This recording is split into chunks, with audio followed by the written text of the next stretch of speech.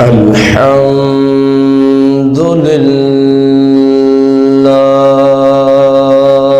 لله الحمد لله رب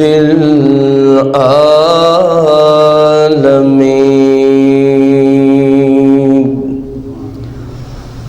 والصلاة والسلام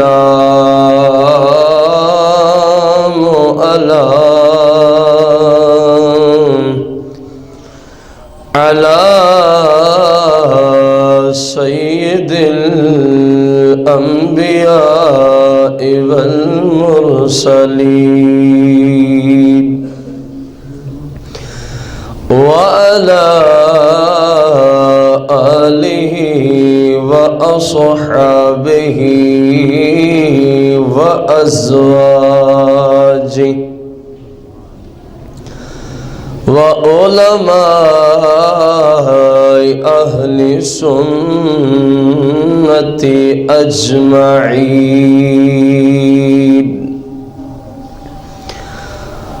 أما بعد فأعوذ بالله من الشيطان الرجيم بسم الله الرحمن الرحيم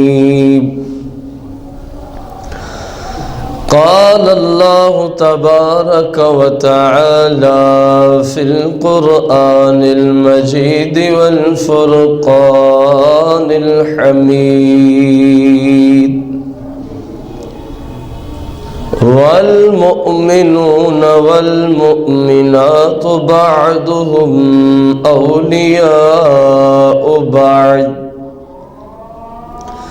يأمرون بالمعروف وينهون عن المنكر آمنت بالله صدق الله العظيم قال الله تبارك وتعالى في القرآن المجيد والفرقان الحميد إن الله وملائكته يصلون على النبي يا أيها الذين آمنوا صلوا عليه وسلموا تسليما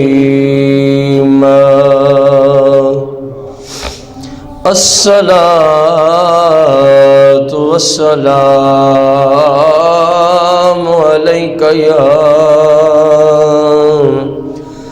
يا سيدي يا رسول الله الصلاة والسلام عليك يا سيدي يا شفيع المذنبين الصلاة والسلام عليك يا سيدي يا مختار للعالمين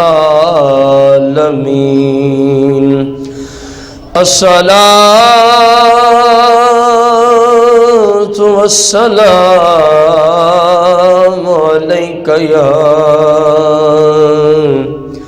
يا سيدي يا قاسم لكل شيء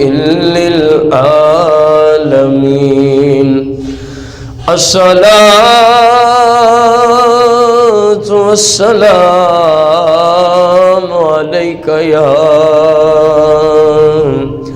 يا سيدي يا أول ويا آخر ويا ظاهر ويا باطن الصلاة والسلام عليك یا سیدی یا جد الحسن والحسین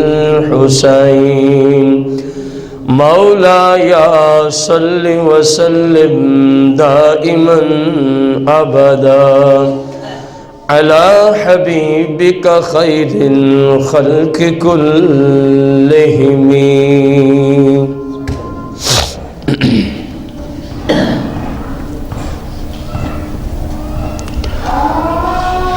احباب عزیز وقار، حمد و صلات کے بعد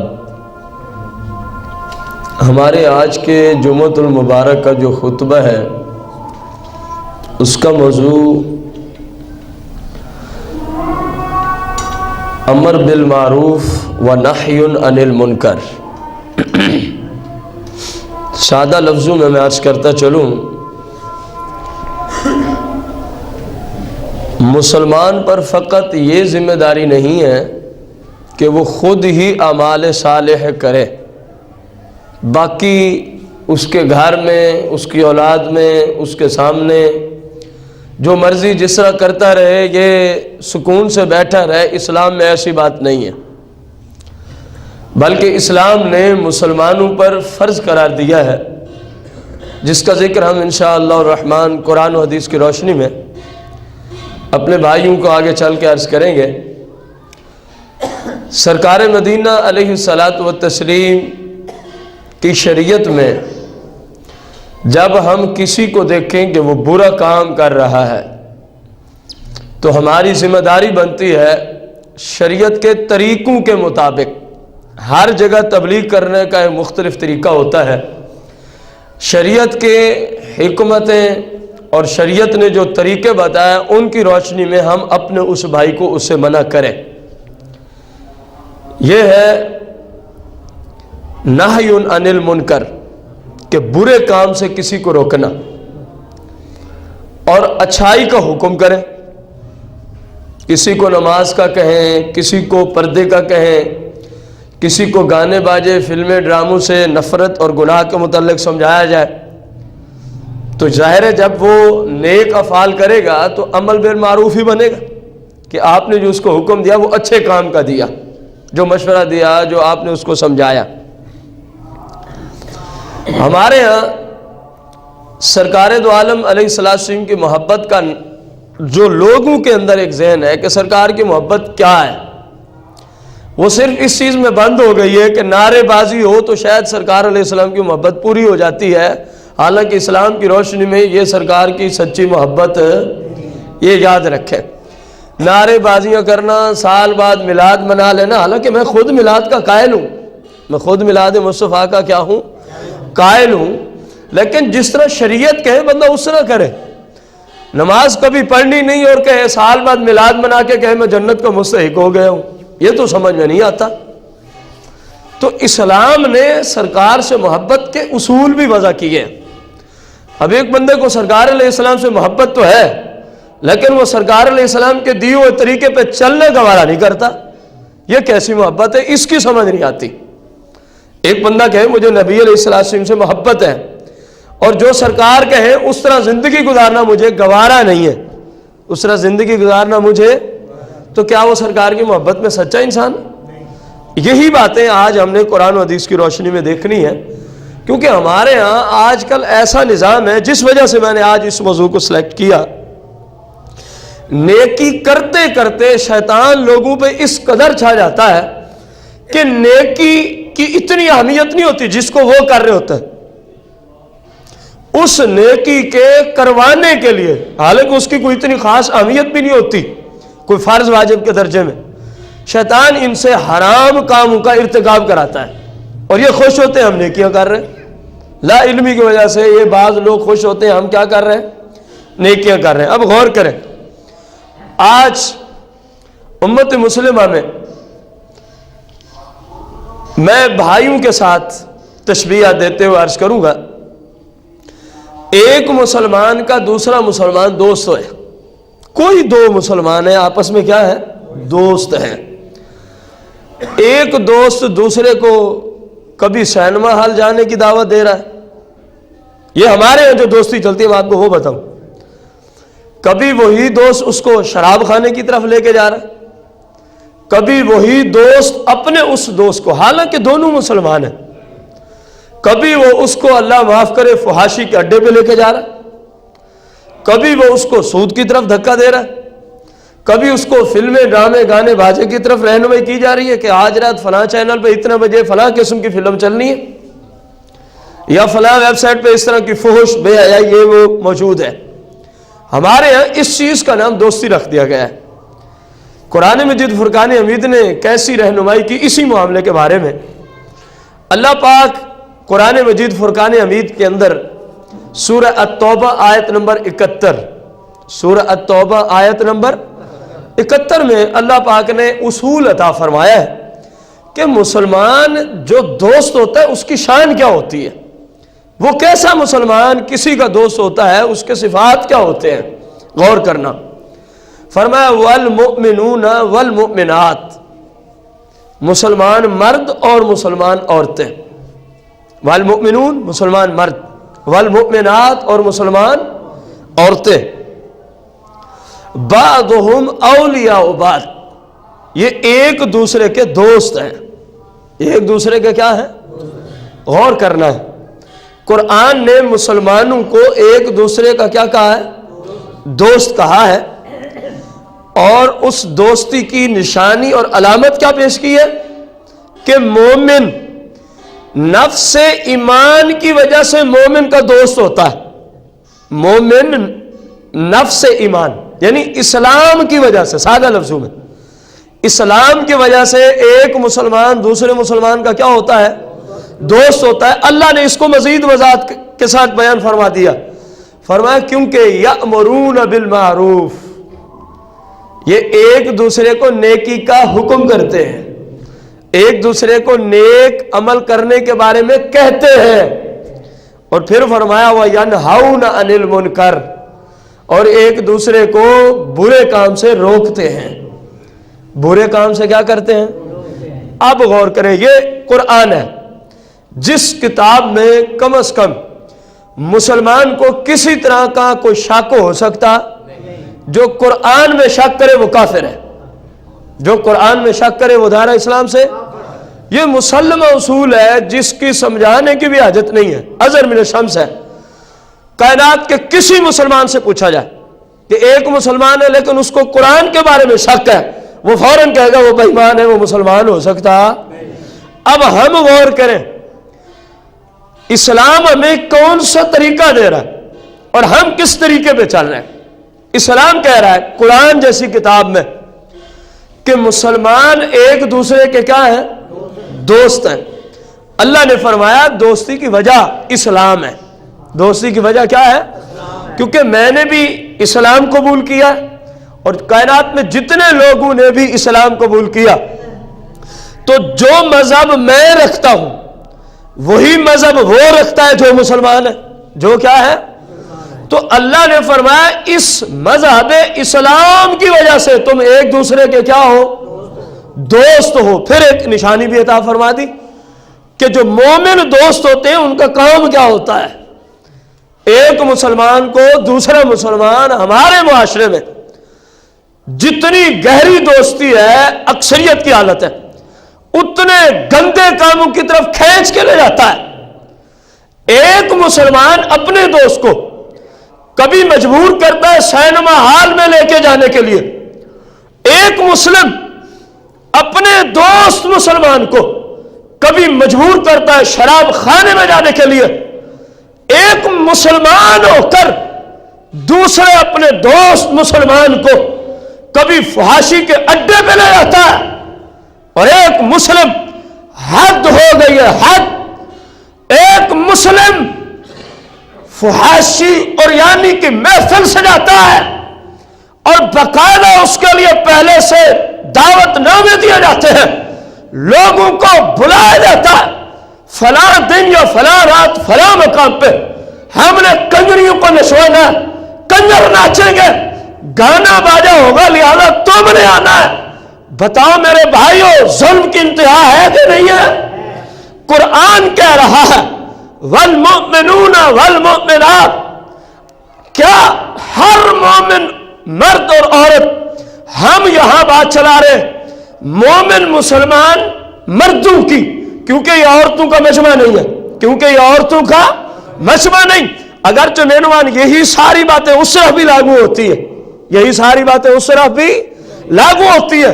अल्लाह ने फरमाया बादहुम औलियाउ बाद, ये एक दूसरे के क्या है, दोस्त हैं। दोस्ती की अलामत क्या दी है? फरमाया यअमरूना बिल मारूफ, क्योंकि ये एक दूसरे को नेकी के कामों की तरफ बुलाते हैं, नेकी के कामों की तरफ। अब कुरान ये दोस्ती का मेयार दे, एक मुस्लिम की दोस्ती को कुरान इस मेयार पे रखता है, और हमारे माशरे में दोस्ती को क्या रंग दिया जा रहा है आपके सामने है, कुछ छुपी हुई बात नहीं है। आपने अपने मोहल्ले के अपने रिश्तेदारों में से कई नौजवान देखे होंगे जो शराबी बन गए, जो माज़अल्लाह ज़ानी बन गए, जो चोर और डाकू बन गए। ये क्यों बने? इनको दोस्त ऐसे मिले, इनको दोस्त ही ऐसे मिले हैं कि जो खुद चोर थे उन्होंने अपने दोस्त को भी चोर ही बनाया, जो खुद बदमाश थे अपने दोस्त को भी क्या बना डाला, बदमाश बना डाला, जो खुद ज़ानी थे अपने दोस्त को भी फांसी के अड्डे पे लेके जाते रहे, हत्ता कि वो भी ज़िना का आदी हो गया। जो खुद शराबी था बेईमान, उसके साथ इस मुसलमान की दोस्ती हो गई। तो मुसलमान होकर दूसरे को गुनाहों की दावत देता है, दूसरे को किस चीज की दावत दे रहा है? हालांकि कुरान हमें क्या बता रहा है कि मुसलमान तो दोस्त होता ही वही है, मुसलमान का मुसलमान दोस्त होता ही वही है। यअमरूना बिल मारूफ, जो किस चीज का हुक्म दे उसको, जब उसके अंदर कोई कमी देखे, यार मेरा ये दोस्त नमाज नहीं पढ़ता, मेरा ये दोस्त, उसको कहता है यार तू मेरा दोस्त है, मेहरबानी कर नमाज की पाबंदी किया कर, मेहरबानी कर नमाज की। जब देखा ये गाने वाले सुनता है तो दोस्त की जिम्मेदारी ये है। देखे कुरान मैंने पढ़ा है, मैंने किसी शख्स का कौल नहीं नकल किया, अल्लाह का कलाम पढ़ रहा हूं जिसमें किसी तरह का कोई शक, गौर करने वाली बात है। मुसलमान वो अच्छा दोस्त है जो दूसरे को देखे फिल्में देखता है, वो उसको उससे रोके, वो उसको उससे रोके, ये उसका दोस्त है। ना ये कि जो गंदे कामों की तरफ लेके जाए वो हमारा दोस्त हो, वो हमारा दोस्त नहीं। सबसे बड़ा हमारा दुश्मन वही है, सबसे बड़ा हमारा दुश्मन, गौर कर रहे हैं आपने, मैंने बहुत बड़ा दावा किया है कि सबसे बड़ा हमारा दुश्मन वही है। मैं इसको कुरान से साबित करूंगा।